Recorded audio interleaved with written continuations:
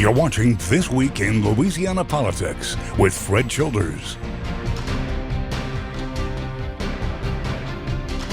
Good morning, I'm Fred Childers. We hope you're having a fantastic weekend. Thanks for joining us for This Week in Louisiana Politics on your local election headquarters. Well, the first juvenile offenders from the Bridge City Center have been taken to Angola after weeks of legal battles. Jordan Lippincott brings us a look at the facilities. Here's a look at the facility on the grounds of Angola, where 10 juveniles from Bridge City Center for Youth are being detained.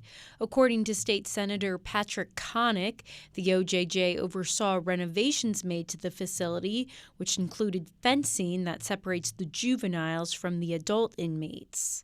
But they have done an excellent job putting this program together, making sure that the facility in Angola is what it needs to be for the kids' protection. But some who live near Bridge City Center for Youth don't see it that way. This is not putting a Band-Aid on a problem. This is making the wound even bigger. Some Bridge City neighbors believe the transfer will increase crime in the future.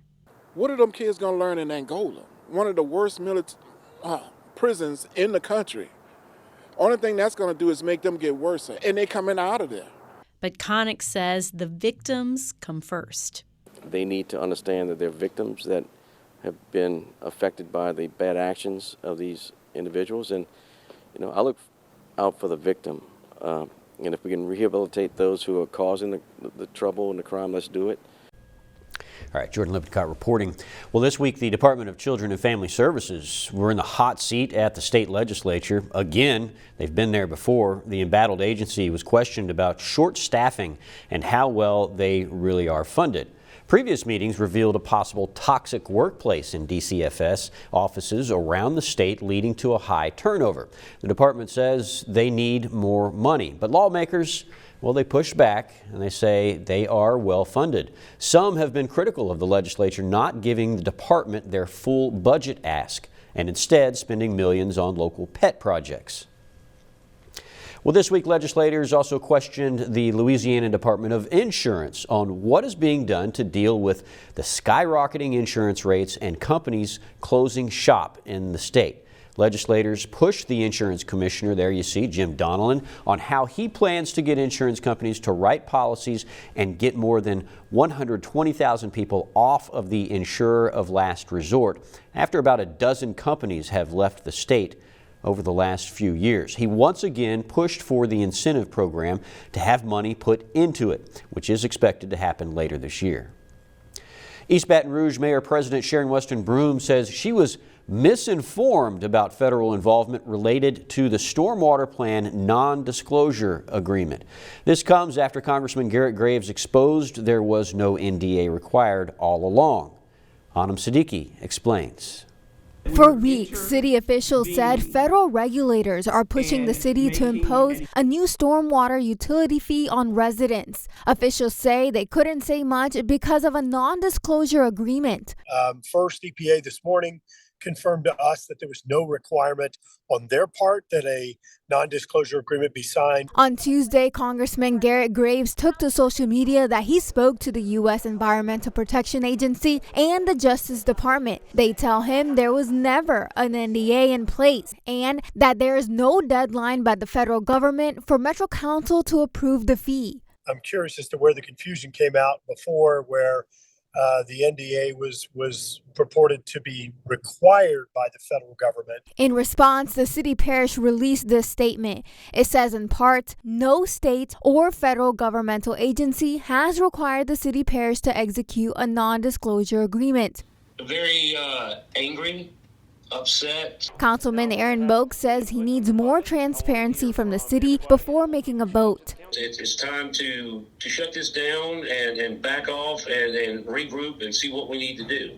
And let's open up the transparency and put all the information out there. Graves says in light of the confusion, he hopes the council will push back the vote. Sounds to me like this should take kind of the handcuffs off of the city parish in regard to their ability to share more information about what the plan is that they actually want to implement. That was Anam Siddiqui reporting. Former State Senator Karen Carter Peterson can no longer practice law indefinitely. Peterson pled guilty to charges of wire fraud after gambling away $50,000 of campaign funds and the state Democratic Party fund. If convicted, Peterson faces 20 years behind bars. We're still waiting to hear when her next court date will be.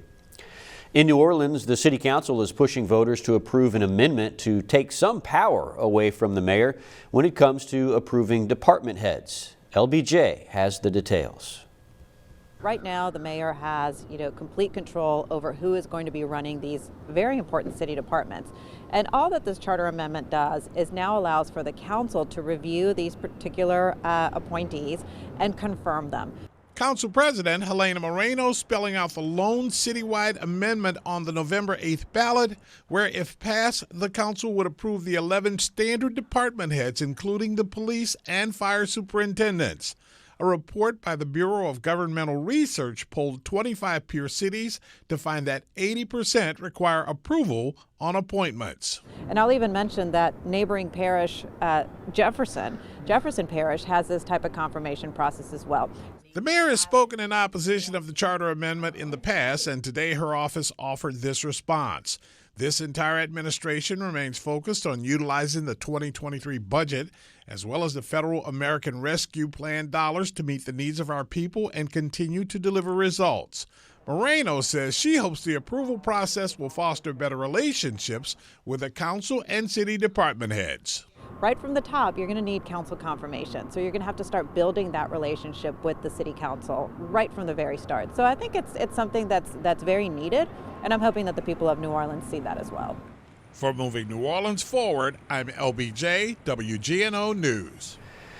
Well, this week, lawmakers took a closer look at how the rise in electric vehicles will impact state revenue. Reports show the state's transportation funds could drop by $564 million over the next 10 years. Part of this loss is because fewer people will pay the gas tax. Members of the Electrical Vehicle Task Force suggested considering raising the gas tax. The task force also discussed raising the annual fee for hybrid and electric vehicles. We don't take funding that infrastructure seriously, and whether that's being more efficient with the funds that we currently collect or looking at other creative avenues like a lot of other states have done recently to increase that funding. On the other hand, 2 facilities in Louisiana will receive more than $300 million for making electric vehicle batteries. This means Louisiana will supply over 2 million electric vehicles annually. Senator Bill Cassidy says this is great news.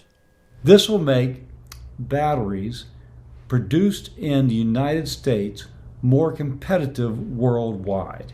Along the way, employing lots of folks here in Louisiana. Good for our state, good for our nation. Members of the task force say they will continue to work on funding as more people choose to drive electrical cars.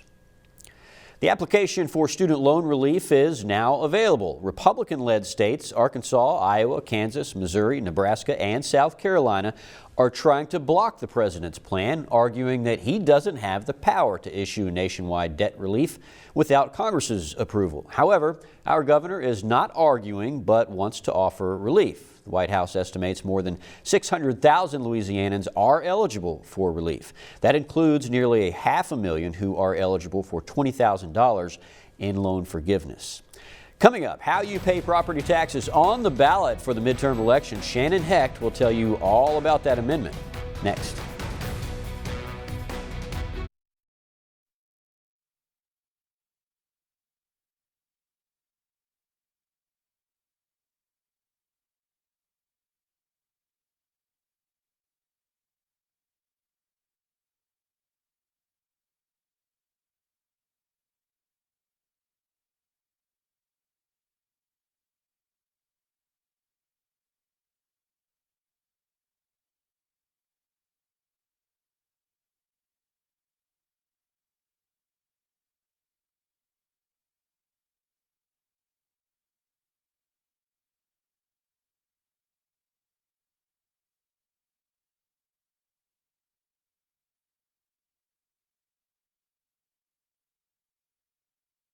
This is your local election headquarters. Welcome back. Well, the race for Louisiana Insurance Commissioner may not be for another year, but it's now officially underway. Republican Tim Temple announcing his candidacy for the 2023 election. Temple ran against current Insurance Commissioner Jim Donnellan back in 2019, but he lost. It's unclear at this time if Donnellan will seek re-election. The race is anticipated to be more watched as many Louisianans struggle with rising insurance rates. Election Day is just a few weeks away, and voters will have 8 constitutional amendments on the ballot this November. Amendment number 5 seeks to change how property tax millages are collected. Capitol reporter Shannon Hecht breaks it down for us.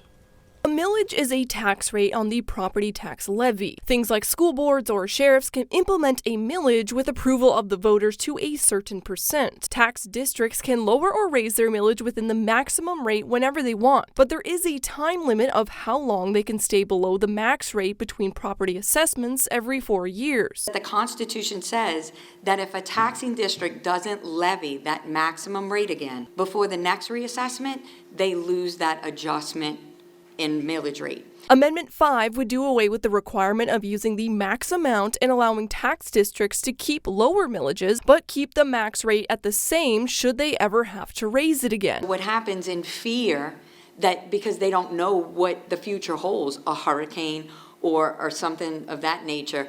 So what they do is they rather be safe than sorry, and they'll levy the 5 mills and just hold on to that money. And it's sitting in a savings account where these districts have these enormous surpluses instead of putting it back into business. Those against the bill agree that tax districts should use it or lose it, that if they are not in need of the maximum levy rate, they shouldn't need it in the future. If they do, they can take it up with the legislature and the voters. Election Day is November 8th. For your local election headquarters, I'm Shannon Hecht. As Shannon mentioned, Election Day is fast approaching, so here are some important dates for you. Early voting begins on Tuesday, that's the 25th, and will wrap up on November 1st. Your deadline to request a mail-in ballot is November 4th. Those mail-in ballots must be turned in by November 7th.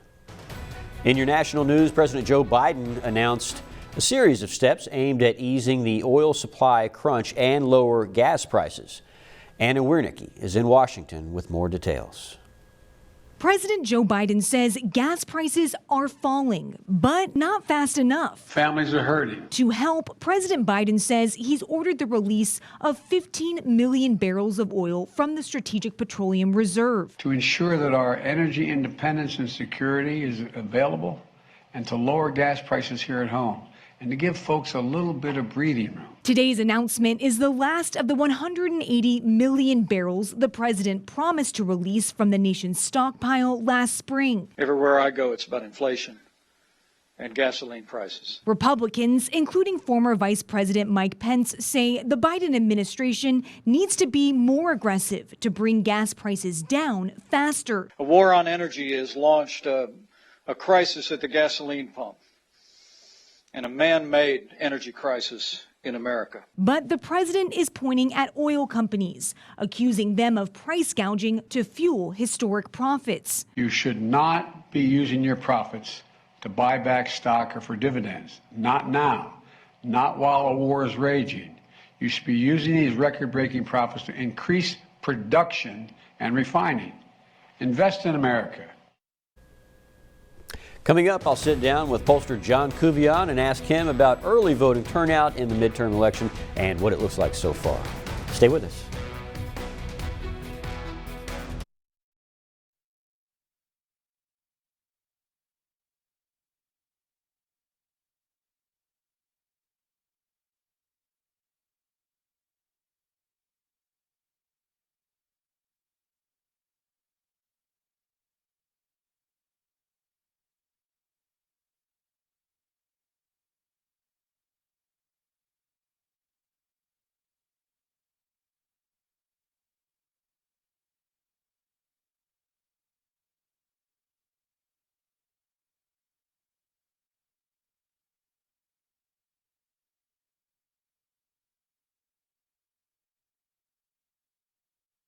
This is your local election headquarters.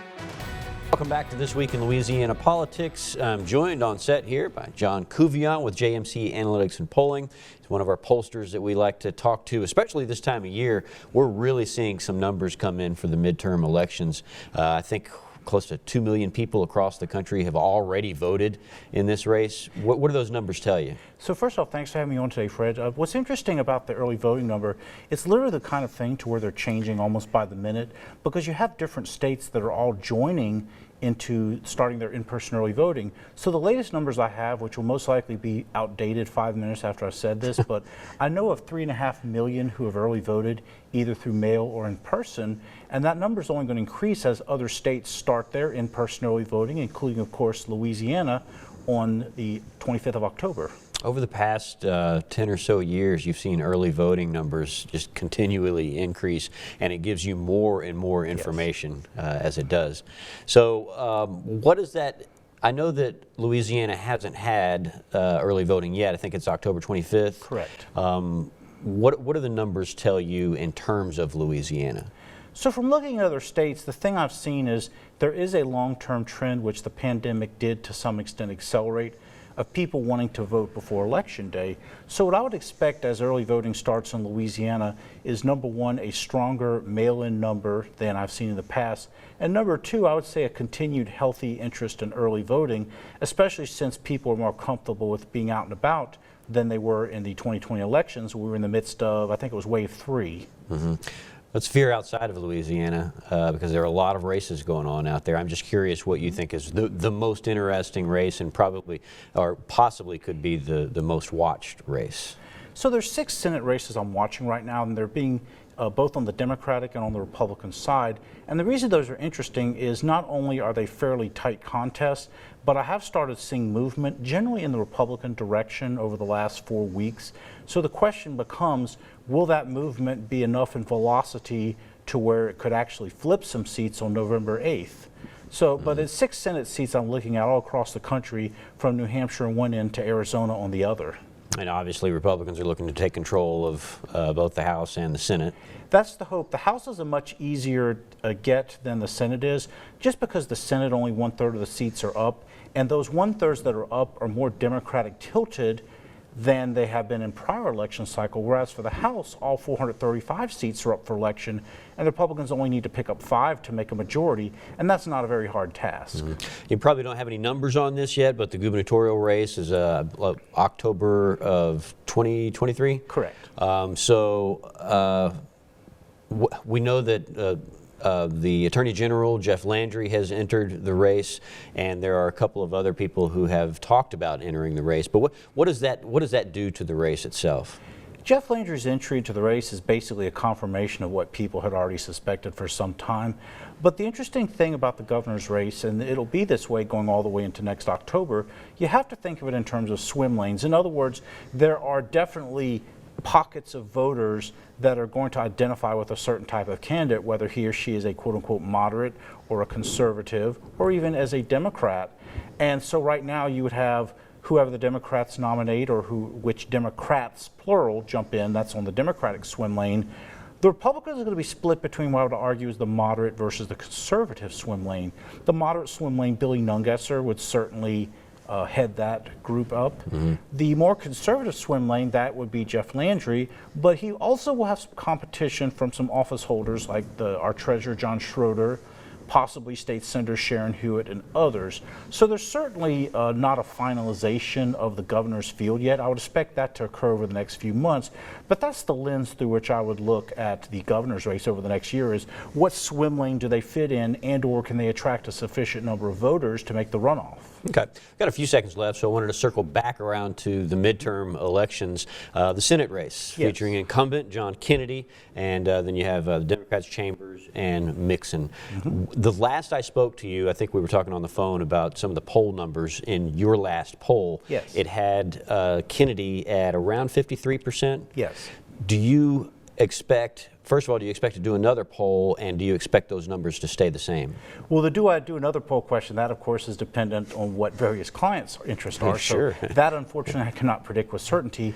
But what I can see from people I've talked to, polls I've seen, and so forth, The Democrats' challenge right now is basically they're being split right down the middle between Luke Mixon and between Gary Chambers. And so you basically have a solid 40% of the vote that's going to be split two ways. The same way it was in the Senate race in 2020 against Bill Cassidy. On the Republican side, John Kennedy pretty much has the Republican and the conservative electorate to himself, as it were. The only question for him is, will he finish just below 50% or will he finish well above 50% like what Bill Cassidy did in the 2020 Senate race? All right, there you have it. John Couvion with JMC Analytics and Polling. Always appreciate your insights. Thank you, sir. My pleasure. Stay with us. We'll be right back.